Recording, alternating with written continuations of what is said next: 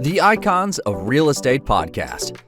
Are you ready to learn the proven money-making secrets from top-producing Icon agents? Ready to skyrocket your business? This podcast is for you. Tune in every week with your host, Tomasz Fonseca, and find out how to implement proven strategies to 10 times your business. From $3 million to $30 million in just 12 months. Brought to you by the Masters in Real Estate Marketing, Arter SEO.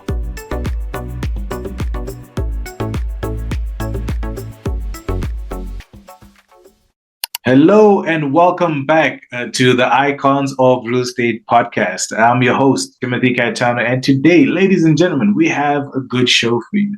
Ladies and gentlemen, we are all about helping you grow. We're all about giving you content that helps you grow.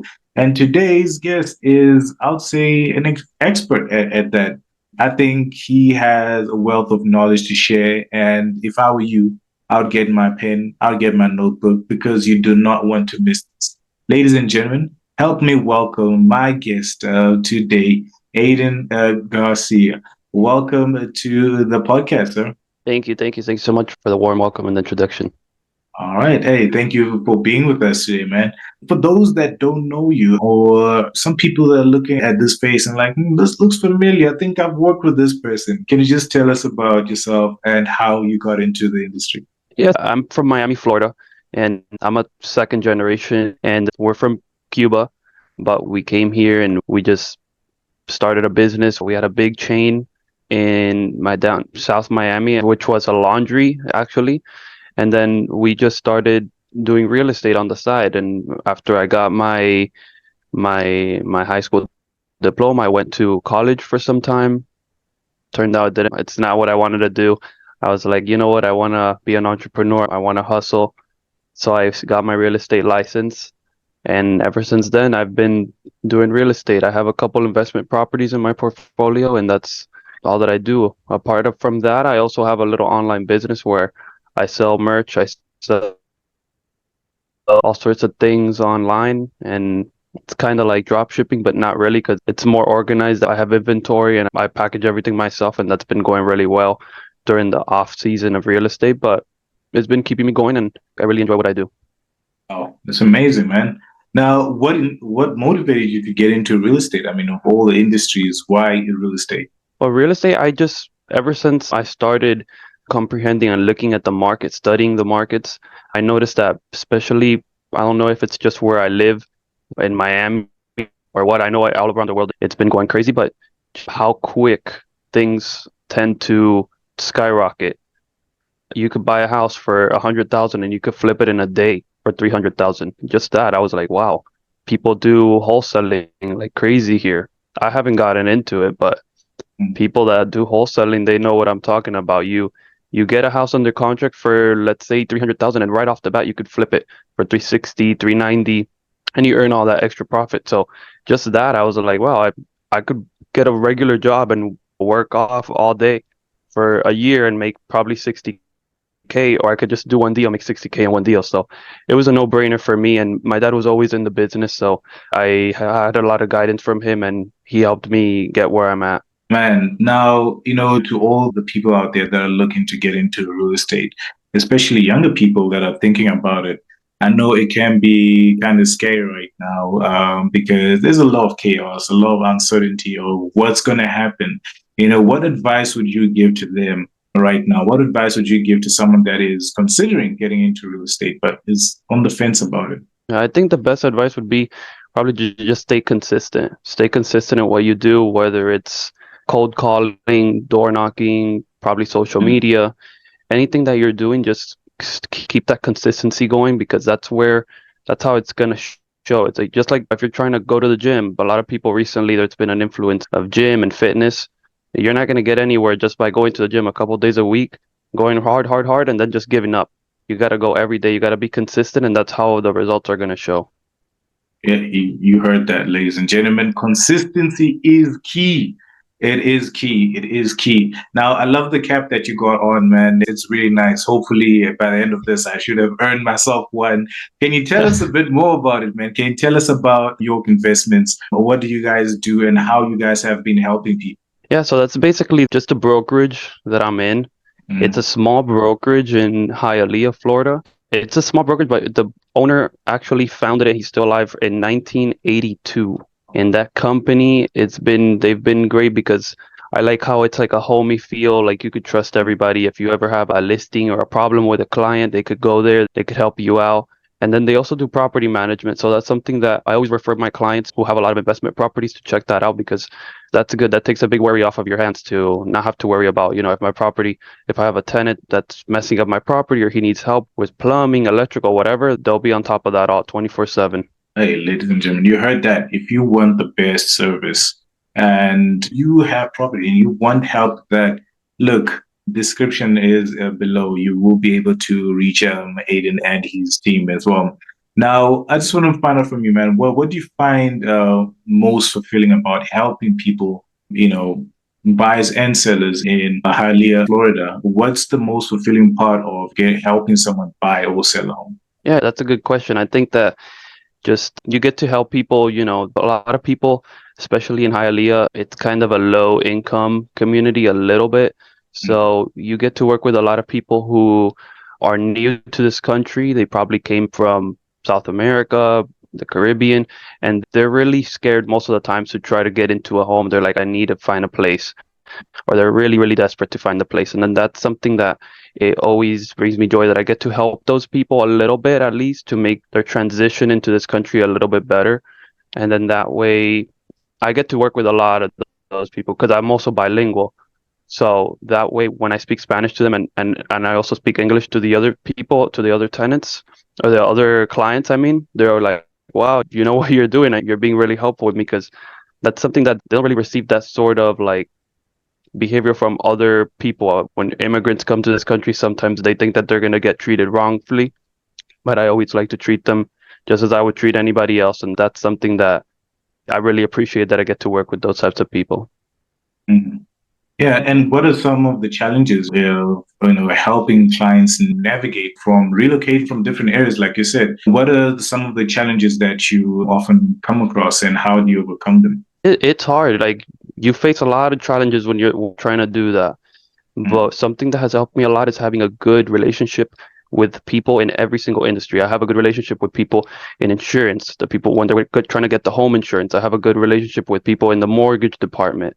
I have a good relationship with people in the inspections department. So having those good relationships that I've built over the years, that has helped me to be able to facilitate the process. And that way we're all working together to make the process come true, even though they're like, hey, this isn't going to work out, we could find some sort of other solution, and I could trust them because I've worked with them in the past. That's amazing. All right. Thank you so much for sharing that. I do want to take this opportunity to give a shout out to the sponsors of today's episode, and that's the Icons of Real Estate Podcast Network. Now, ladies and gentlemen, if you did not know, we just don't do real estate. We do this and we also help you start your own real estate podcast. Now, my question to you, ladies and gentlemen, is if you were to start your own real estate podcast, what would you call it? Comment down below. But right now, let's find out from Aiden. Aiden, if you were to start a real estate podcast, what would you call it? I think I don't know if this name is probably taken, but I would call it The Real Deal The real because I just deal. like being real. I just like being real with Ah, everybody.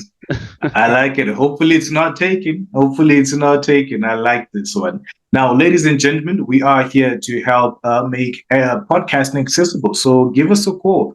The details will be in the description, and you can get yourself a good podcast. But just don't take a real deal. That name's already taken. That's already Aiden's name. Now, back to this conversation. So you have experience with working with first-time home buyers. What is that like? Because I can imagine it can be quite stressful. This is something that you've saved your money for the longest time. You've worked probably most of your life to achieve this. So getting into it can be quite stressful, but we know how it is for a person that's doing it. How has it been for you, a person that works with first-time home buyers? Yeah, it's a process. I'm not gonna lie, it's a process. Definitely, it's something that you gotta be really careful how Mm. you put the information out to them. You gotta explain it to them, go over it in detail because they want to trust you. And as a realtor, as an agent, we want to earn that trust.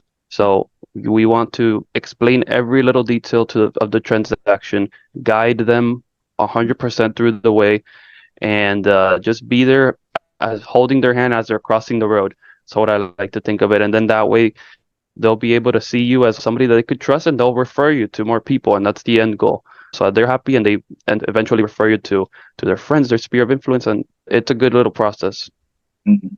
And what would you say are some of the factors that buyers should consider when choosing a neighborhood in Hialeah? What factors should they really consider before taking on this action? Well, I would consider the proximity to probably good schools. A lot of the schools in Hialeah are good, but depending what they're looking for, also close to the highways. I like to check out those neighborhoods close to the major highways. That way, when the traffic gets really, really bad there, because you're right next to Miami downtown. So that way you'll at least ease that, ease that, and it won't be so stressful getting home from Yeah. work, going to and back. So that's something that I always like to look for as well. Oh, so ladies and gentlemen, you heard that. If you're looking for someone that truly understands that, because I know you guys out there are definitely prioritizing these things when you're looking for your dream home.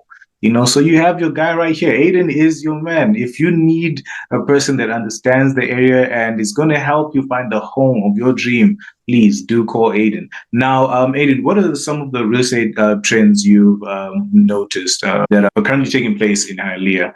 And what trends should buyers and sellers be aware of right now? Yeah, so right now, a lot of the new listings that have came up are just a little bit too expensive, I would say.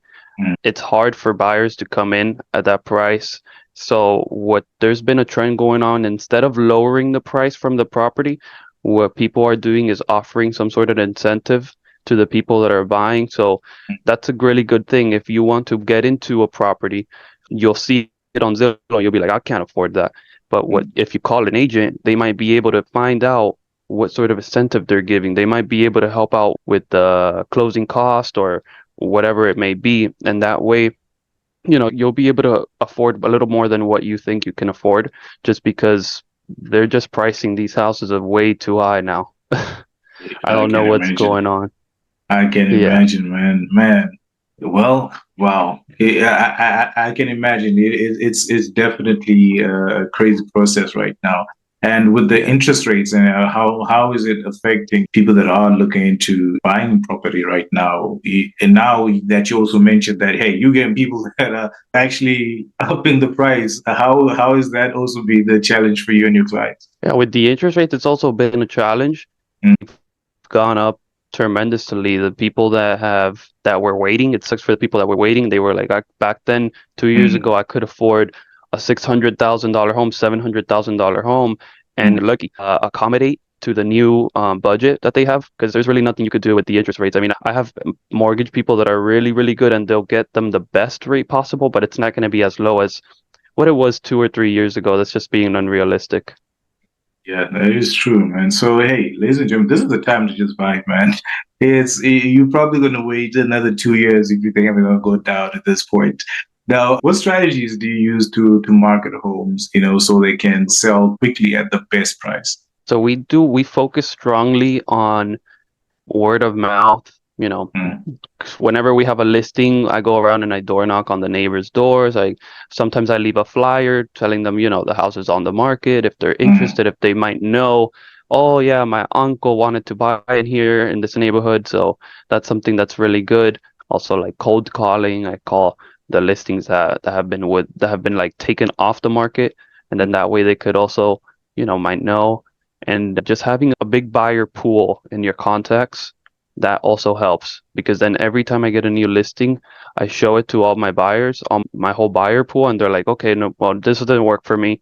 But then other people are like, oh, I might know somebody that this works for me. I'm also looking to buy, but that one's a little bit out of my budget, but I know I have a friend that's looking to buy. Here you go.